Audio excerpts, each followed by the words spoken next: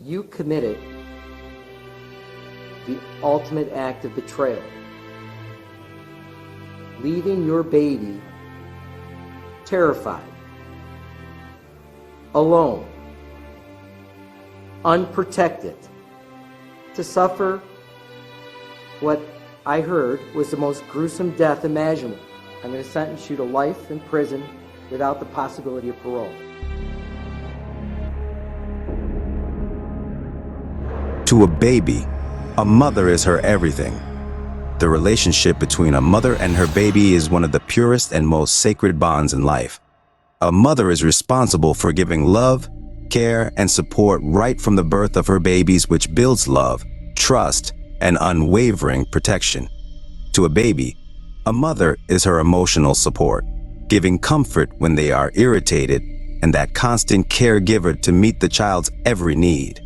The reason babies follow their mothers everywhere is because they are uncertain and scared of being left alone, even for a minute. But when one mother leaves her baby alone in the house and flies miles away for a 10-day vacation, this ultimate act of betrayal moves the judge to tears and completely shocks the whole nation. Welcome back to Tavern Crime Chronicles. We explore strange, mysterious, chilling, solved and unsolved cases. If you have the nerve for fascinating stories, this is your channel. We approach our cases with empathy and extensive research, and if you appreciate our true crime storytelling, kindly support us by subscribing. Thank you.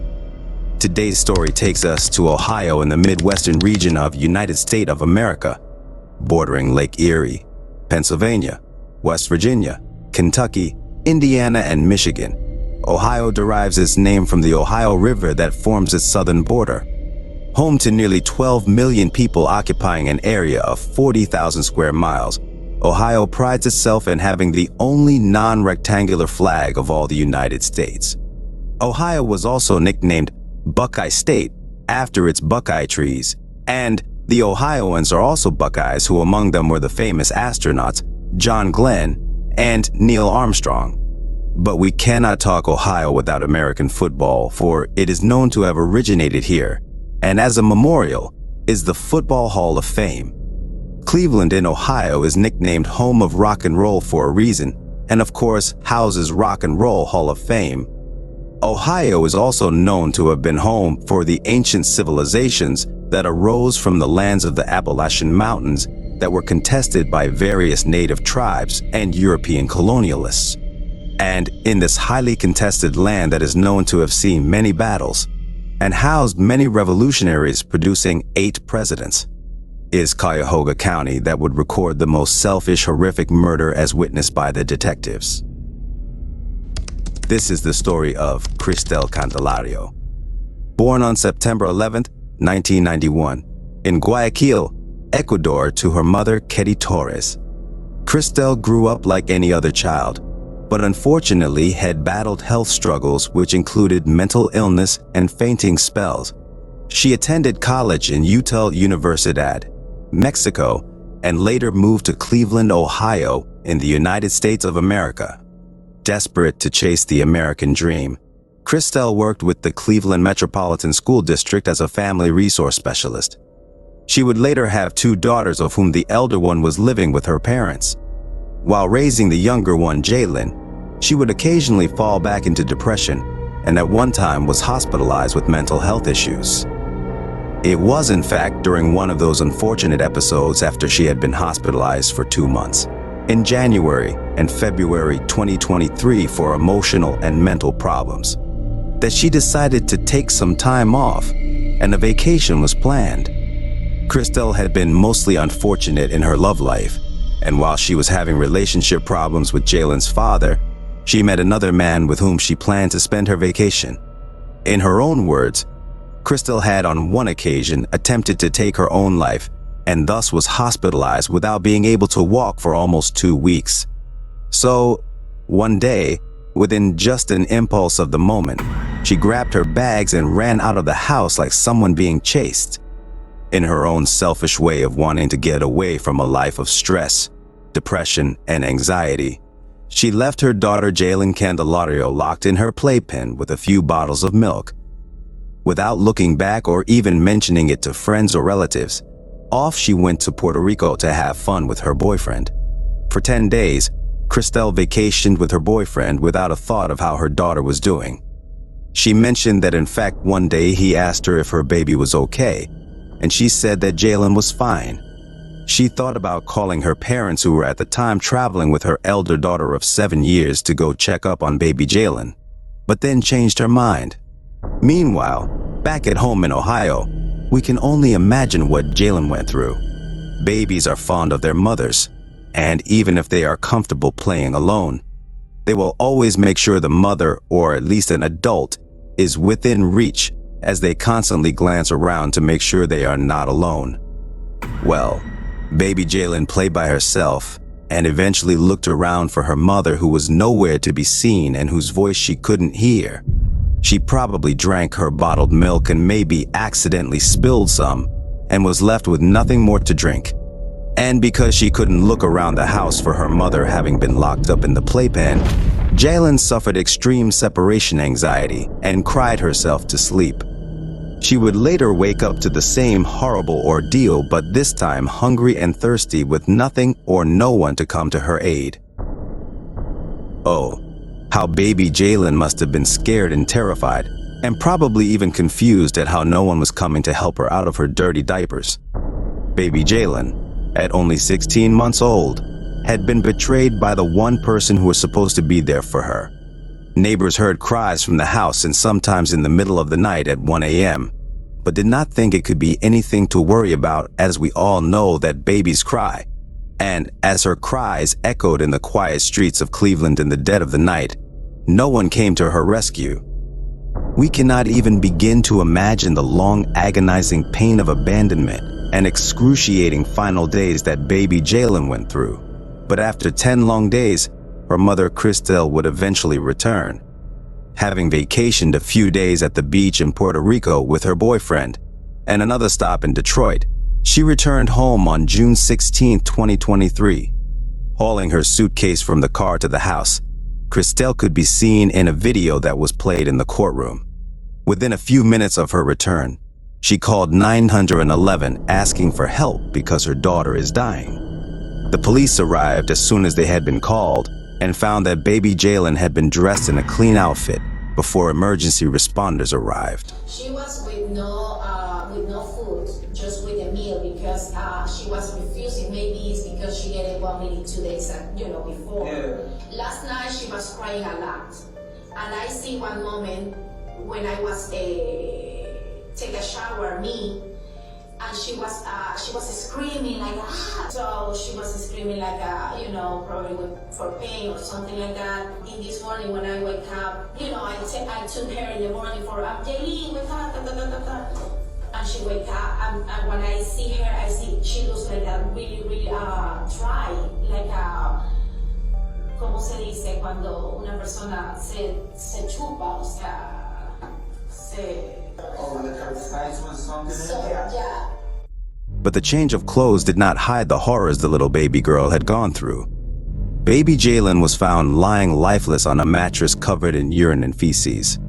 She was emaciated, with sunken eyes, dry lips, and fecal matter in her mouth and fingernails. She weighed 7 pounds less than she had at her last doctor's visit 2 months earlier. With all evidence pointing at child neglect that had resulted into loss of life, Kristel was arrested and investigations commenced, headed by lead detective T.J. Powell. Standing in front of Judge Brendan Sheehan of Cuyahoga County Common Pleas Court, Kristel tried to argue the case in her defense, saying that she was suffering depression and was under mental stress. Reason she had taken the much-needed vacation, but was in no way justifying her actions, or so she said.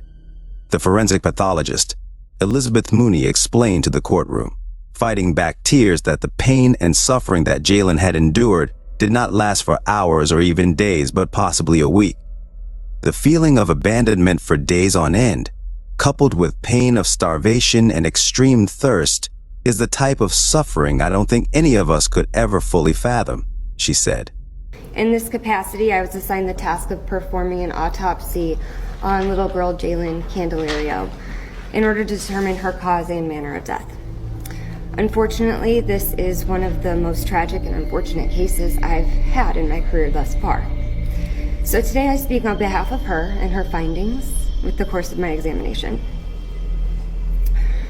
We received Jalen at the medical examiner's office from the scene of her residence, at which time she was clothed in non-soiled clothing, indicating her body had likely been dressed prior to first responders' arrival, as they had mentioned before. So at autopsy, I examined the body of a very emaciated female toddler. At this point, she weighed 13 pounds. Upon review of medical records, this indicated approximately a 7-pound weight loss since her previous doctor's visit less than 2 months prior to that. The eyes were sunken and she had temporal wasting in her face. In addition to that, the skin showed markedly decreased turgor, meaning when I pinch the skin, it remains in that tented position, indicating severe dehydration. In addition, there was abundant fecal material present caked on the fingers, the fingernails, the hands, the feet, as well as the soles of the feet. The same material was found on her lips, which were very dry and flaking, as well as in her oral cavity, caked to her teeth. She did have some diaper rash appearance, as well as fecal material adherence to those areas. Of note, the body was essentially free of significant injury, with the exception of dried excoriations or scratches to the face region predominantly, and whether or not these were inflicted to herself in a conscious or semi-conscious state while she was dying, I'm unable to determine that. Very early decompositional changes were present. This included faint discoloration or green discoloration of the abdomen. These are typically changes that we see within 2 to 3 days following death. No additional changes to suggest that she passed away prior to this were found externally or internally. Upon internal examination, I continued to find evidence consistent with starvation and dehydration. These included pale discoloration of the musculature, which was minimal. There was a decrease in intra-abdominal fat to the point of transparency as her body tried to feed upon itself for nutrients. Her stomach contents consisted of less than 2 milliliters of brown mucoid material. This is about equivalent to the distal part of my thumb, a very small amount. The rest of her bowel just contained patchy fecal material, but very minimal throughout. Her organs, including her liver, kidneys, and thymic gland, showed evidence of stress, specifically microscopically on exam. I found no additional evidence of significant natural disease going on or congenital abnormalities. Following my exam, I submitted body fluids for additional toxicology and chemistry testing, which further confirmed my gross findings that she had passed in a state of severe dehydration. Her kidneys had failed, and she was in a state of ketoacidosis, which leads to coma and eventually death. As such, I determined the cause of death to be just that, starvation and severe dehydration due to pediatric neglect. To come to the exact wording of the cause of death was based on my findings, but also the medical definitions, which I'd like to reiterate here. Dehydration, and specifically starvation, is a lengthy and continuous deprivation of food as to cause suffering or death. Pediatric neglect is the failure of a caregiver to meet adequately a child's basic needs, including physical safety, protection, food, clothing, shelter, education, medical or dental care, and supervision. In other words, neglect for Jalen's basic needs from a caregiver resulted in her death. As such, I ruled this manner to be homicide. Most homicide deaths involve acts of violence inflicted from one person onto another, but this case involves a failure to act appropriately to support another who is dependent on them, falling into a homicidal manner. In the absence of more advanced decompositional changes, I believe that the pain and suffering she endured lasted not only hours, not days, but possibly even a week. This is a pain that comes from an extreme thirst and hunger.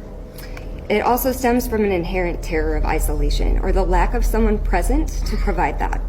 My knowledge on the depth of this suffering may not be as extensive as a medical or a mental health professional, But as a physician with psychiatric and pediatric training, I feel comfortable stating that the deprivation of food coupled with physical isolation and caregiver abandonment would be terrifying. We know that babies and children cry when they're hungry because it's unsettling and it's uncomfortable. That's almost immediately after birth. We also know that children as early as age 4 to 5 months experience separation anxiety, with the most extreme anxiety around 9 to 18 months. Jalen was 16 months old. This feeling of abandonment for days on end, coupled with the pain of starvation and extreme thirst, is a type of suffering I don't think any of us could ever fully fathom. So, as a forensic pathologist, it is said that we are the voice of the dead and given the responsibility to speak for those who can't. So this morning, I'm honored to maintain that mission. Thank you. Kristel's parents begged the judge for mercy, but he could hear none of it. To end the chapter in a case so grim that the investigators involved described as the most horrific they had witnessed in their careers, the judge sentenced Kristel Candelar to life in prison without the possibility of parole. And as he handed her the sentence, Judge Brendan Sheehan had no kind words for her. Speaking sternly, he said Candelario had left her child trapped in a tiny prison for days while she was out having a good time. The bond between a mother and a child is one of the purest and most sacred bonds. It's a relationship built on love, trust, and unwavering protection. You committed the ultimate act of betrayal, Sheehan said. That little baby persevered, waiting for someone to save her. And you could have done that with a simple phone call.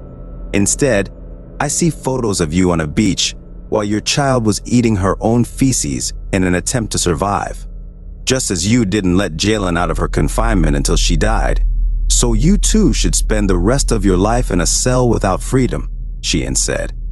The only difference is that prison will at least feed you. Also, the lead detective TJ, Powell said Jalen would never be forgotten, and her name would live on as he had written a poem in her memory, he said as his voice quivered. J is for the justice that will be received today. A is for the angel wings she earned on that dreadful day. I is for the incremental repetition buildup of suspense for a death that clearly makes no sense. L is for the lack of love while alone for 11 days. Y is for a young life that was taken away. N is for the new eternal life Jalen gained on that day. No child should ever have to die this way. And this, my viewers, marks the end of a case so grim, it made my body shiver and brought tears to my eyes while compiling it. Tell me, what do you think about this case? Just a call to the authorities, a neighbor, a colleague, or even her mother could have saved baby Jalen. But did Kristel want to do that? I don't think so. I, for one, think Kristel was not just tired of her life as she was enjoying herself on vacation, but was rather tired of motherhood, something that had taken away her freedom and was holding her back from going places anytime, whenever, and wherever. Well, thank you for watching and see you next time.